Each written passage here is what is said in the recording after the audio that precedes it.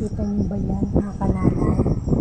Nakita na ba kayo ng puno ng rambutan? Ayan, ganyan ang rambutan. Kulay ano siya, kulay pula na may buhok-buhok. Sarap. Buhok-buhok. Ayan, pag hilaw pa yan, mga kananay, ang kulay niyan, kulay green. Oo, kulay green. May buhok-buhok. Ayan, ang dami ng bunga. Malapit na siyang pitasin. Diba? Ang sarap-sarap niyan, mga kananay. Ay, matikman na. Hindi ko papatikin sa inyo.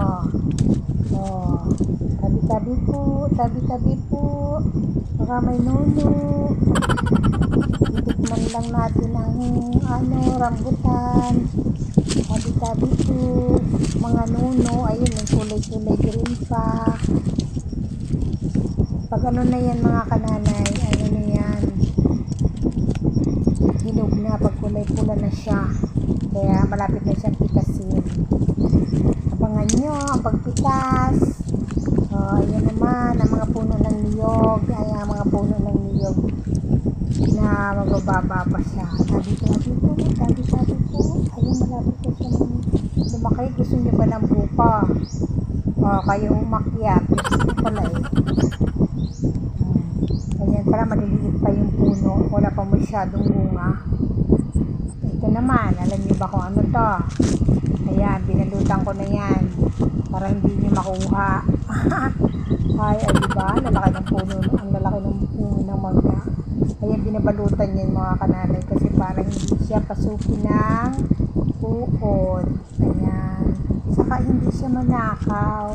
Sarap lang. Ayan, kaya yung binabalutan para, siyempre, para maganda ang ano niya. Maganda ang kanyang inog. Bakit binabalutan pa? Pwede namang hindi balutan, di ba? Gusto lang. Wala daw pakialamanan basta gustong balutan. Kasi nga, para hindi siya ano yun ng uod. Ako hindi ako mag-a-accept magbalot yan. Darot lang. Pero maganda talaga yung yung mga balot. Kasi para yung mangga, maganda yung pag-inog niya. Kaya binabalutan. Pero doon sa naman ayaw, hindi wag yung balutan, di ba? Ganun lang. Ayan nga. Ayan na. Kita nyo ba yan kung ano yan, mga kananay? Yan ay kopra. Kopra yan. Mga kopra galing sa niyog. Ayun yung niyog kanina, nakita nyo. Yan ang bunga. Ayan, kinopras na. Ayan, malapit ay dadalhin na yan sa pipingpangin at dadalhin siyempre sa Maynila. Siyempre ang mga produkto, mga kananay, mga galing dito sa Mindoro, dinadala sa Maynila at binibenta doon. Ayan yung mga kupras na kinuha doon sa niyog. Alam mo ba kung paano pagkupras? Siyempre, yung niyog, kukunin, susukitin. Tapos, tatanggalan ng balat. Pagkatanggal ng balat, bibiakin. Pagkabiyak, ilalabas yung sabaw. Tapos pagkatanggal ng sabaw, sasalansan sa kuprasan. Alam nyo ba yung kuprasan? Yung inaapuyan sa ilalim. Tapos, isasalansan doon yung niyog. Tapos, aapuyan doon sa ilalim yung niyog para siya ay magiging ganyan na siya. Yung parang smoke, parang tinapa ba, mga kananay? Parang smoke. Ang tawag dapat dito, hindi kupra dapat smoke coconut. Sorry. Kasi pinapausukan din yun, mga kananay, parang tinapa. Tapos, kailangan kasi kaya pinapausukan para kumawang yung kanyang sa sa shell. Ano ba to? Pa-English pa. Akala mo naman ang galing mag-English.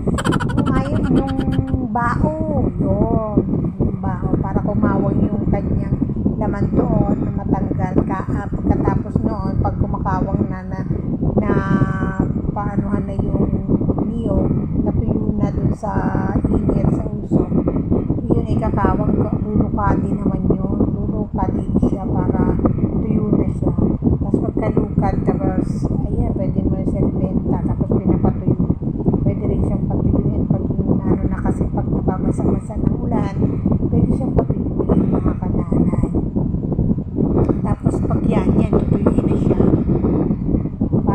dry na siya. Tapos pwede na siyang isako.